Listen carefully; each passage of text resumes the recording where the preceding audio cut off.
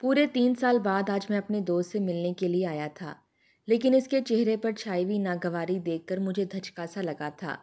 ऐसा लग रहा था जैसे ये मेरा दोस्त हो ही ना, बल्कि कोई बहरूपिया इसके भेस में मेरे सामने खड़ा हो। मैं गाड़ी से अपना सामान उतारकर इसके घर में दाखिल हो चुका था। वो मुझे बैठक में बिठा चुका था, लेकिन इसके बाद जो सवाल इसने किया वो मेरे लिए हैरानकुन था। कहने लगा, खैरियत से आना हुआ यहाँ? मैंने नज़रें उठाकर इसे देखा था। क्या ये पागल हो गया था? 3 साल बाद हम मिल रहे थे। अभी 1 हफ्ता पहले इसने खुद ही तो कॉल करके मुझे कहा था कि यहाँ मरी आ जाओ, यहाँ का मौसम बड़ा सुहाना है, हम मिलकर घूमेंगे फिरेंगे और बातें करेंगे। 3 सालों से हम एक दूसरे से मिले नहीं हैं और मैं इसकी ये बात सुनकर बहावलपुर से दौड़ा दौड़ा यहाँ चला आया था। 10-11 घंटों की मुसाफत मैंने तय की थी और शदीद थकन भी महसूस हो रही थी। मुझे वो वक्त याद आने लगा जब मैं और मेरा दोस्त एक साथ सारा सारा दिन खेलते रहते थे। गर्मियों की वो दोपहर और सर्दियों की वो शाम, जब हमारे माँ बाप हमें सख्ती से डांट कर एक दूसरे से अलग करते थे। तौकीर मेरे पड़ोस में रहा करता था। हम दोनों में बड़ी ही पक्की दोस्ती थी। आज तक हम दोनों कभी लड़े नहीं थे, बल्कि मिलकर बाकी बच्चों को तंग किया करते थे। हम दोनों की दोस्ती वक्त के साथ साथ मज़ीद गहरी होती गई, यहाँ तक कि बचपन से लड़कपन और लड़कपन से जवानी में कदम रख लिया। तौकीर के अब्बू की नौकरी मरी में लग गई, इनका ट्रांसफ़र वहाँ हो चुका था, इसलिए वो लोग वहाँ से मरी शिफ्ट हो गए और यूँ मैं अपने दोस्त से बिछड़ गया। जिस रोज़ मेरा दोस्त मुझे छोड़कर जा रहा था, उस रोज़ मैं बहुत रोया था, यहाँ तक कि हमें रोता हुआ देखकर सभी आपदीदा हो चुके थे। लोग हमारी दोस्ती की मिसालें दिया करते थे। इसके बावजूद कभी तौकीर तो कभी मैं इसके पास मिलने चले जाया करते थे। जब भी गर्मियों की छुट्टियां होती या दिसंबर की छुट्टियां होती तो मैं अपना बोरिया बिस्तर बांध कर बैठ जाता कि मुझे तौकीर के यहाँ जाना है। लेकिन धीरे धीरे हमारी मसरूफियात बढ़ने लगी थीं। तौकीर भी पढ़ाई के साथ साथ अब अपनी नौकरी में मसरूफ़ हो चुका था और मैं भी। यूँ कई साल बीत चुके थे जब मेरी और तौकीर की मुलाकात नहीं हुई। धीरे धीरे मुझे अब एहसास हो चुका था कि अब मुझे बाकी की जिम्मेदारियां भी संभालनी चाहिए। ये दोस्ती रिश्ते नाते तो ज़िंदगी के साथ साथ चलते ही रहते हैं, लेकिन हम इनको देखते हुए बाकी की जिम्मेदारियां फरामोश नहीं कर सकते। मेरी 4 बहनें थीं और चारों ही मुझसे बड़ी थीं। वालिद का इंतकाल हो गया तो इनकी जिम्मेदारी भी मुझ पर ही आ गई। हमारे घर के हालात भी कुछ ख़ास ना थे, इसलिए मैंने पढ़ाई के साथ साथ पार्ट टाइम जॉब करना भी शुरू कर दी थी ताकि घर के अखराजात निकल सकें। मेरी अम्मी एक दर्जन थीं, कपड़े सिलाई करने लगीं और साथ मेरी बहनों को भी सिलाई कढ़ाई सिखाने लगीं ताकि घर का खर्च निकल सके। जैसे तैसे करके मैंने अपनी बहनों को घर से रुखसत किया था। अभी भी मुझसे बड़ी मेरी 2 बहनें यहीं पर मौजूद थीं। इनकी शादी अभी करना थी, लेकिन मैं बस अच्छी नौकरी की तलाश में लगा था। इन सब झमेलों में और जिम्मेदारियों में मैं ये दोस्तियां तो कब की भूल चुका था। मेरा सारा ध्यान सिर्फ और सिर्फ अपने घर और अपनी जिम्मेदारियों की जानिब था। एक वक्त वो भी आया जब मेरी अच्छी नौकरी लग गई, मैं अच्छा खाने पीने लगा और तभी मुझे अपने दोस्त भी शिद्दत से याद आने लगे थे, क्योंकि अब मैं तमाम तर जिम्मेदारियों से फारिग हो चुका था। उस रोज़ जब मैंने अपने दोस्त को कॉल की, 2-3 घंटे तक हम लोग मुसलसल बातें करते रहे, अपने बचपन की यादें ताज़ा करते रहे और कितनी ही देर बातें करते रहे। मेरा दिल शिद्दत से ये चाहने लगा कि मैं अपने दोस्त से जाकर मिलूं, इससे बात करूं, इसके साथ वक्त गुजारूं। मेरा दोस्त मुझसे कहने लगा कि तुम आ जाओ, मरी क्यों नहीं आ जाते?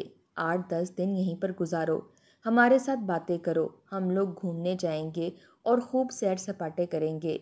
वक्त भी अच्छा है, गुजर जाएगा। मैंने जब अपने दोस्त के मुंह से ये बात सुनी तो मैं फ़ौरन हामी भर चुका था। अपनी माँ के पास गया तो मेरी माँ मुझे डांटने लगी, कहने लगी कि अब तो छोड़ दो दोस्ती, वो भी शादीशुदा है, अपने घर में खुश है और तुम बिला वजह ही इनके घर जाकर रहना शुरू कर दोगे। अब इतनी दूर तो मैं तुम्हें भेजने नहीं वाली, 10-12 घंटे का सफ़र है। अपनी माँ की बात सुनकर मैं सोच में पड़ चुका था। फिर अपनी माँ से कहने लगा कि ऐसी भी कौन सी बात हो गई, जब मैं छोटा सा था तब भी इनके यहाँ जाया करता था और अब तो मैं इतने सालों बाद अपने दोस्त से मिलने के लिए जा रहा हूँ। आखिर मसला ही क्या है? जल्दी वापस आ जाऊँगा, सिर्फ 2-3 दिन ही वहाँ पर रहूँगा। मेरी बात सुनकर मेरी अम्मी सोच में पड़ चुकी थीं। پھر کہنے لگیں کہ اچھا ٹھیک ہے جاؤ، لیکن جلدی واپس آنا، دوست کے گھر پر رحمت بن کر جانا، یہ نہ ہو کہ زحمت بن کر واپس آ جاؤ۔ میں مسکرا اٹھا تھا کہ وہ تو میرا جگری یار ہے، بھلا میں اس پر کبھی زحمت بن سکتا ہوں؟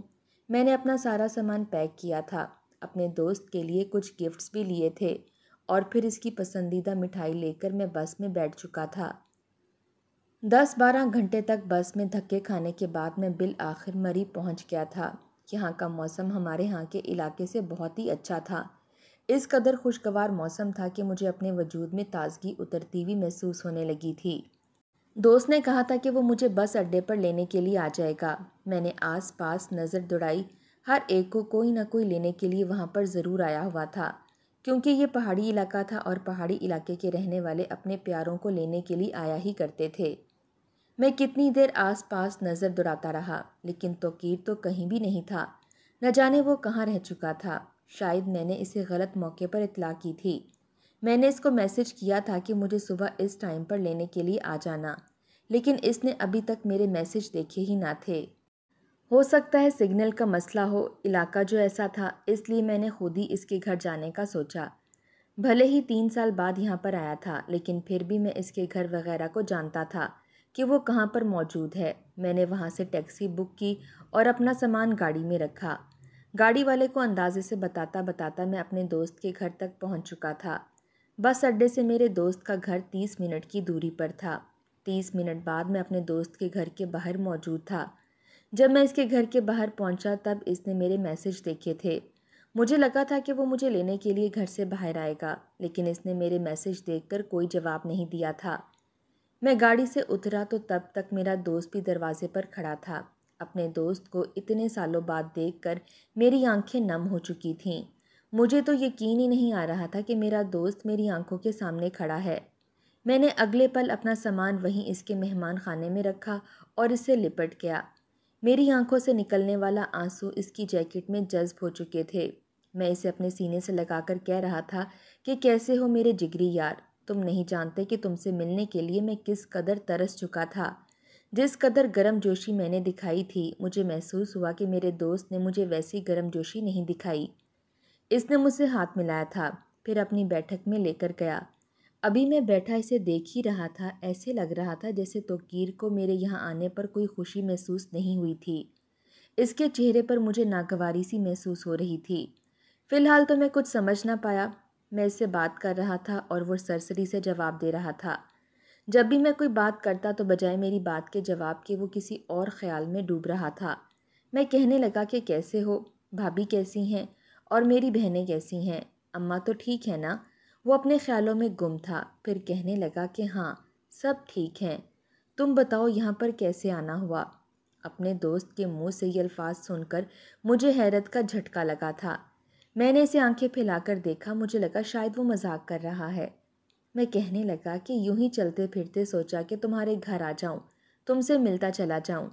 اس بات پر ایک مرتبہ پھر اس نے سر اٹھا کر مجھے دیکھا تھا، پھر ذرا سا گلا کھنکار کر کہنے لگا کہ اچھا چلو اچھا ہے، ویسے بھی مری صحتی علاقہ ہے، یہاں پر تم گھوم پھر لو گے تو ذرا تازہ دم محسوس کرو گے۔ ویسے واپسی کب ہے تمہاری؟ کتنے دن کے لیے آئے ہو؟ اپنے دوست کے منہ سے یہ الفاظ سن کر مجھے حیرت کا جھٹکا لگا تھا۔ وہ میرے ساتھ ایسی باتیں کر بھی کیسے سکتا تھا؟ مجھے تو اپنے کانوں پر یقین نہیں آ رہا تھا۔ کیا یہ توقیر ہی تھا؟ اسے 1 ہفتے میں ایسا کیا ہو گیا کہ جو مجھ سے اس طرح کی باتیں کر رہا تھا؟ مجھے یوں سن بیٹھا دیکھ کر وہ ایک مرتبہ پھر مجھے دیکھنے لگا تھا۔ میں نے کہا کہ بس 2-3 دن کے لیے آیا ہوں۔ میری بات سن کر پھر وہ کہنے لگا کہ اچھا اتنا زیادہ سامان لے کر آئے ہو، لگ تو نہیں رہا کہ تم کوئی 2-3 دن کے لیے رہنے کے لیے آئے ہو۔ چلو برحال ہوٹل وغیرہ بک کروا دیا ہے یا میں کروا کر دوں؟ Hotel book? وہ بار بار اپنی گھڑی کی جانب دیکھ رہا تھا اور مجھ سے نظریں ملانے سے خاصا ہچکچا رہا تھا۔ مجھے تو اب غصہ آنے لگا تھا، آخر یہ کوئی مذاق تھا بھلا؟ ایسے بھی کوئی مذاق کرتا ہے؟ میں اس کے گھر صرف اور صرف اس کے کہنے پر آیا ہوں، اس کے گھر رکنے والا تھا، پھر یہ مجھ سے اس طرح کی باتیں کیوں کر رہا ہے؟ تبھی وہ اٹھا اور وہاں سے چلا گیا۔ کچھ دیر بعد جب وہاں پر آیا تو اس کے ہاتھ میں چائے کی پیالی تھی۔ نہ جانے وہ یہ چائے کی پیالی کیسے لے آیا تھا۔ ابھی میں بیٹھا چائے کے 2 گھونٹ بھر ہی رہا تھا کہ وہ کہنے لگا کہ ہاں بھائی، چائے پی کر رکو گے یا پھر چلے جاؤ گے؟ اگر تم رک جاتے تھوڑی دیر تو مجھے اچھا لگتا، رات کا کھانا میرے ساتھ ہی کھا لینا۔ اپنے دوست کا لہجہ اس قدر بدلا ہوا دیکھ کر تو جیسے میری آنکھوں میں نفرت سی اترنے لگی تھی۔ بے عزتی پر بے عزتی وہ میری کرتا جا رہا تھا اور میں بغیرتوں کی طرح بیٹھا اس کی ہر بے عزتی کو چپ چاپ سہتا چلا جا رہا تھا۔ میں نے وہ چائے کا کپ وہیں ٹیبل پر پٹخا تھا۔ میں کہنے لگا کہ نہیں، بہت شکریہ، میں واپس جاتا ہوں، مجھے مری گھومنا نہیں ہے۔ میں نے وہیں سے اپنا سامان اس کی بیٹھک سے اٹھایا تھا۔ مجھے لگا تھا کہ اگر وہ مذاق بھی کر رہا ہے تو میرے یوں سیریس ہونے پر وہ میرے پاس آئے گا، مجھے منائے گا، ہمیشہ کی طرح مجھے پیچھے سے منع کرے گا اور پھر ہنس کر کہے گا کہ ارے یار، میں تو مذاق کر رہا تھا، تم تو سیریس ہی ہو گئے، یہاں سے باہر نکل کر تو دکھاؤ، تمہاری ٹانگیں توڑ دوں گا۔ لیکن اس نے ایسا کچھ بھی نہیں کہا تھا۔ یہاں تک کہ میں اس کے گھر سے باہر نکل کر آیا تو اس نے مجھے آخری مرتبہ الوداع بھی نہیں کہا تھا۔ میں جس گاڑی میں یہاں پر آیا تھا اسی گاڑی میں بیٹھ کر اس کے گھر سے چلا آیا تھا۔ دل میں ایک عجیب سی بے چینی ہو رہی تھی، غصہ بھی آ رہا تھا اور نفرت بھی محسوس ہو رہی تھی۔ آخر کوئی ایسا کیسے کرتا ہے؟ جب تک میں بس اڈے پر موجود رہا دل میں یہی خواہش آتی رہی کہ کاش میرا دوست ابھی مجھے لے جائے۔ ارے یار، میں تو تیرے ساتھ صرف ایک پرینک کر رہا تھا، تو سیریس ہو گیا۔ لیکن بس اڈے پر بس آ چکی تھی جو مجھے واپس بہاولپور لے کر جانے والی تھی، لیکن میرے دوست کا میسج نہیں آیا تھا۔ میری آنکھوں میں آنسو سے اترنے لگے تھے۔ صرف یہی میرا ایک دوست تھا جسے میں نے اپنی جان سے بڑھ کر مانا تھا، اس سے پیار کیا تھا، اس سے محبت کی تھی، لیکن کبھی بھی میں نے اس کے ساتھ غلط رویہ نہیں رکھا تھا۔ پھر یہ میرے ساتھ ایسا کیوں کر رہا تھا؟ ہاں، اتنے سالوں بعد اس سے ملنے آیا تھا اور ہو سکتا ہے کہ اس کی یہاں پر اچھے لوگوں سے دوستی ہو گئی ہو۔ وہ تو مجھ سے بھی زیادہ اچھی پوسٹ پر فائز تھا، شاید اسی وجہ سے اب مجھ غریب سے اس کا کوئی تعلق نہیں رہا تھا۔ یہ سب کچھ سوچتے سوچتے میرا دماغ پھٹنے لگا تھا۔ جن قدموں پر میں آیا تھا اسی قدموں پر واپس چلا آیا۔ اگر میں چاہتا تو وہاں پر رک کر کچھ دنوں کے لیے انجوائے کر سکتا تھا، گھوم پھر سکتا تھا، لیکن میرا دل تو گویا مری سے ہی اچاٹ ہو گیا۔ میں واپس اپنے گھر آ چکا تھا۔ میری اماں مجھے دیکھ کر حیران ہوئے بغیر نہیں رہ سکی تھیں۔ کہنے لگیں کہ ارے بیٹا، میں نے تو تجھے کہا تھا کہ جلدی گھر واپس آ جانا، لیکن اتنا بھی جلدی نہیں کہا تھا کہ تو اپنے دوست کے پاس بیٹھ کر ہی اس سے گلے مل کر واپس آ جائے۔ میری اماں مجھ سے مذاق کر رہی تھیں، بار بار پوچھ رہی تھیں کہ کیا ہوا، کیا تیرا دوست توقیر تیرے ساتھ ہی یہاں پر آ گیا ہے؟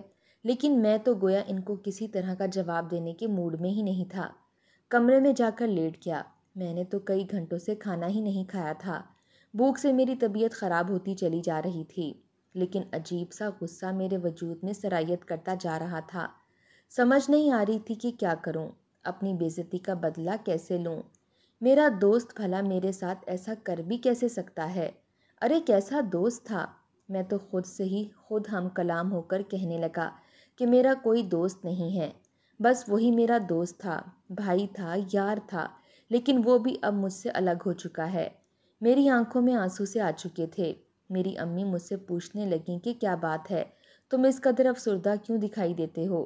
کیا کہا ہے تمہارے دوست نے؟ کہیں کوئی اونچ نیچ تو نہیں ہو گئی؟ میں نے اپنی ماں کو سب کچھ بتا دیا کہ میرے دوست نے میرے ساتھ کیا سلوک کیا ہے۔ یہ سن کر تو میری ماں بھی غصے میں آ گئی، پھر سوچ کر کہنے لگیں کہ کیا پتہ اس کی کوئی مجبوری ہو بیٹا، ہو سکتا ہے اس کے پاس تمہیں دینے کے لیے کچھ نہ ہو، وہ غریب ہو، اتنی استطاعت ہی نہ رکھتا ہو کہ وہ تمہاری مہمان نوازی کر سکے، اس لیے اس نے تمہارے ساتھ یہ رویہ رکھا، ورنہ توقیر کو تو میں بھی جانتی ہوں، وہ تو کبھی بھی تمہارے ساتھ اس طرح کا رویہ رکھ ہی نہیں سکتا۔ میری ماں بھی اس کی گواہ بن رہی تھی، جبکہ میں اپنی آنکھوں سے دیکھ کر آیا تھا۔ میں امی سے کہنے لگا کہ امی، اتنا ہی وہ اچھا ہوتا نا تو کم از کم جب میں اس کے گھر سے اپنا سامان اٹھا کر نکلا تھا تو مجھے الوداع کہنے کے لیے دروازے تک آتا، لیکن وہ تو وہیں صوفے پر بیٹھا رہ گیا اور میں چپ چاپ جس ٹیکسی میں آیا تھا اسی ٹیکسی میں بیٹھ کر واپس اپنے گھر تک چلایا۔ اس نے تو مجھے ایک میسج اور کال تک نہیں کی۔ میری یہ بات سن کر میری امی حیران ہوئی تھیں۔ بہرحال وقت یوں ہی آگے بڑھنے لگا۔ میں نے اپنی باقی بہنوں کی شادی بھی کر دی اور پھر وہ وقت بھی آیا جب میری اچھی جگہ نوکری لگ گئی۔ نہ جانے کیوں اچھی نوکری میری ضد سی بن چکی تھی۔ مجھے لگنے لگا تھا کہ جیسے اگر میرے پاس بھی اچھی نوکری ہوتی تو میرا دوست کبھی بھی میرے ساتھ ایسا نہیں کرتا۔ وہ شاید اچھی پوسٹ پر فائز ہو چکا ہے اور میں ابھی تک یوں ہی در در کی ٹھوکریں کھاتا پھر رہا ہوں۔ یہی وجہ ہے کہ اس نے میرے ساتھ اس طرح کا رویہ رکھا ہے۔ میں نے محنت کی اور دن رات ایک کر دیا۔ میں نے اپنے دوست کا نمبر وغیرہ بلاک کر دیا تھا تاکہ وہ دوبارہ مجھ سے کوئی رابطہ ہی نہ رکھ سکے۔ ایک روز میں اپنے دوست کے ساتھ اسلام آباد آیا تھا جہاں پر ہمارا گھومنے پھرنے کا پلان تھا۔ فردوس بھی میرا ایک کولیگ ہی تھا، جس کمپنی میں میں کام کرتا تھا یہیں پر میرے ساتھ ہوتا تھا۔ ہم وہاں پر 3 لڑکے تھے، ابھی بیٹھے ہی تھے کہ جب میرا وہ دوست اپنے ایک اور دوست کو وہاں پر لے کر آیا۔ وہ دوست کوئی اور نہیں بلکہ توقیر تھا۔ میں نے اور توقیر نے ایک دوسرے کو دیکھا، میری نظریں ملیں تو جیسے میرا خون کھولنے لگا۔ مجھے ایک مرتبہ پھر اپنی بے عزتی یاد آنے لگی۔ میرا جی چاہا کہ میں اس محفل کو چھوڑ کر یہاں سے کہیں دور چلا جاؤں، کیونکہ جہاں پر توقیر ہو میں وہاں پر بیٹھ ہی نہیں سکتا تھا۔ اس نے میری بے عزتی کی تھی، میری دوستی کی توہین کی تھی، لیکن اس سے پہلے کہ میں وہاں سے اٹھتا توقیر میرے گلے لگ چکا تھا۔ میرے کانوں کے پاس سرگوشی کر کے کہنے لگا کہ کچھ بھی مت کرنا دوست، دوستوں میں دوستی کا بھرم رکھنا۔ جو بھی بات ہے میں تمہیں اکیلے میں بتاؤں گا، خدا را سب کے سامنے کسی بھی طرح کا رد عمل ظاہر مت کرنا۔ میں نے خاموشی اختیار کی تھی۔ کتنی ہی دیر سب دوست مل کر بیٹھے باتیں کرتے رہے، لیکن میں بالکل بدمزہ ہو چکا تھا۔ دھیرے دھیرے بہت سی جگہ گھوم کر جب سب اپنے اپنے کمروں میں جا کر سونے لگے تب توقیر اور میں ہی پیچھے بچے تھے۔ میں نے توقیر کو بڑی ہی گری ہوئی نظروں سے دیکھا تھا، لیکن پھر توقیر کہنے لگا کہ میرے دوست، اگر ہو سکے تو مجھے معاف کر دینا، لیکن میں نے اس دن جو کچھ بھی تمہارے ساتھ کیا تھا وہ جان بوجھ کر نہیں کیا تھا۔ میری کچھ مجبوری تھی، جس مجبوری کے تحت میں نے تمہارے ساتھ یہ رویہ رکھا۔ ایسا کہتے اس کی آواز رون چکی تھی۔ آج میں اس کی آنکھوں میں وہ تڑپ دیکھ رہا تھا جب میں اس کے ہاں مری میں گیا تھا تب مجھے نظر نہیں آئی تھی۔ وہ مجھے اپنے بارے میں بتانے لگا، کہنے لگا کہ بھائی تم جانتے تو ہو میری زندگی کتنی مشکلات سے گزری ہے۔ میری شادی میری امی نے بڑی چاہوں سے کروائی تھی اور شادی کروا کر یہ کہا تھا کہ بس مجھے پوتے کا منہ دکھانا، لیکن اللہ تعالیٰ نے مجھے پہلے بیٹی سے نوازا۔ وہ بیٹی تھی لیکن اس کے باوجود سب اسے بڑی محبت سے رکھتے تھے۔ میری ماں کوئی سخت مزاج ماں نہیں تھی، آخر کو اس نے بھی 6 بیٹیوں کے بعد ہی بیٹا پیدا کیا تھا۔ یوں جب میری پہلے 1، 2 اور پھر 3 بیٹیاں پیدا ہوئیں تو میری ماں کافی اداس ہو گئی تھی۔ آخر کو رونے لگی، کہنے لگی کہ میرا تو ایک ہی بیٹا تھا، میں نے تو سوچا تھا کہ اللہ تعالیٰ مجھے بیٹے کی خوشیاں دیکھنا نصیب کرے گا، لیکن دیکھو تو یہاں بھی اللہ تعالیٰ نے بیٹیاں ہی عطا کی ہیں جو کل کو ہمیں چھوڑ کر دوسروں کے گھروں میں چلی جائیں گی۔ خدا کی کرنی ایسی ہوئی کہ اللہ تعالیٰ نے میری ماں کی سن لی اور اللہ تعالیٰ نے چوتھی مرتبہ مجھے بیٹے سے نوازا تھا۔ بیٹے کو پا کر تو ہمارے گھر میں 4 چاند لگ چکے تھے۔ پورے گاؤں میں میری اماں نے مٹھائی بنٹوائی تھی۔ میں اور میری بیوی بھی بہت خوش تھے۔ میری تینوں بیٹیاں بھی اپنے بھائی کو پا کر بہت خوش تھیں۔ میری 6 بہنیں روز ہمارے گھر آ رہی تھیں اور میرے بیٹے کو اٹھا کر جھولا جھلاتیں، اسے لوریاں سناتیں۔ الٹا ہم سے زیادہ ہماری بہنیں اس کا اتنا خیال رکھتی تھیں کہ کوئی سوچ بھی نہیں سکتا تھا۔ لیکن پھر شاید میرے بیٹے کو ہماری اپنی ہی نظر لگ چکی تھی، وہ بیمار رہنے لگا۔ ہم اسے بہت سے ڈاکٹروں کے پاس لے کر گئے لیکن وہ ٹھیک نہیں ہوا تھا۔ آخر کو ایک وقت وہ بھی آیا جب میرا بیٹا مجھے چھوڑ کر جا چکا تھا۔ ہمارے ہاتھوں میں اس نے ہنستے کھیلتے دم توڑ دیا تھا، اور وہ روز وہ تھا جب تم مجھ سے ملنے کے لیے یہاں آ رہے تھے۔ میں نے تمہارے جب میسج دیکھے تو مجھے سمجھ نہیں آئی کہ میں کیا جواب دوں، تمہارا استقبال کروں یا تمہیں اپنے غم کے بارے میں بتاؤں۔ اگر میں تمہیں بتا دیتا کہ ہم اس طرح کے مسائل سے دوچار ہیں تو کیا گزرتی تمہارے دل پر، اس لیے میں نے سوچا کہ میں تمہارا دن خراب نہ کروں، تم میری وجہ سے افسردہ ہو جاؤ گے، اس لیے جب تم میرے گھر آئے تو بڑی مشکل سے میں نے اپنا رویہ تمہارے ساتھ ٹھیک رکھا تھا۔ میری مائیں بہنیں بیٹیاں چیخ چیخ کر رو رہی تھیں، لیکن میں نے ان کے آگے ہاتھ جوڑ کر کہا تھا کہ خدا را اپنی آواز بلند مت کرنا، ورنہ میرا دوست یہاں پر آ کر پریشانی میں مبتلا ہو جائے گا، اس سے میرا دکھ دیکھا نہیں جائے گا۔ وہ یہاں پر خوشی خوشی آیا ہے، میں اسے یہ بری خبر نہیں سنا سکتا۔ تم نہیں جانتے جو چائے کا کپ میں تمہارے لیے لے کر آیا تھا اور تم اسے یوں ہی پٹخ کر چلے گئے تھے، وہ میری بیوی نے کتنی مشکل سے بنا کر مجھے دیا تھا۔ جیسے ہی تم ہمارے گھر سے نکلے تھے ہمارے گھر میں تو چیخنے چلانے کی اور بین کرنے کی آواز گونجنے لگی تھی۔ میرا بیٹا مر چکا تھا اور میں اپنے ہاتھوں سے اپنا بیٹا دفناتا رہا۔ کچھ دن گزرے تو میں تم سے رابطہ کرنا چاہتا تھا، تم سے بات کر کے اپنے دکھ ہلکا کرنا چاہتا تھا، لیکن تم تو مجھے ہر طرف سے بلاک ہی کر چکے تھے۔ میرا دوست مجھے یہ بتا رہا تھا اور میں اندر ہی اندر ڈوب مرنے کو تھا کہ میں نے یہ سب کچھ کیا کر دیا۔ میرا دوست اتنی بڑی مشکل سے گزر رہا تھا اور میں بجائے اس کی مشکل سمجھنے کے الٹا اس کے لیے اپنے دل میں نفرت سی محسوس کر رہا تھا۔ میں نے اپنے دوست سے معافی مانگی تھی اور کہا تھا کہ میرے دل میں تمہارے لیے کوئی بھی بری بات یا احساس نہیں ہے۔ کتنی ہی دیر ہم دونوں بیٹھ کر ایک دوسرے سے معافی تلافی کرتے رہے تھے۔ ہمارا تعلق پھر سے بحال ہو چکا تھا، لیکن یہ واقعہ کسی ضرب کی طرح میرے دل میں نقش رہ چکا ہے۔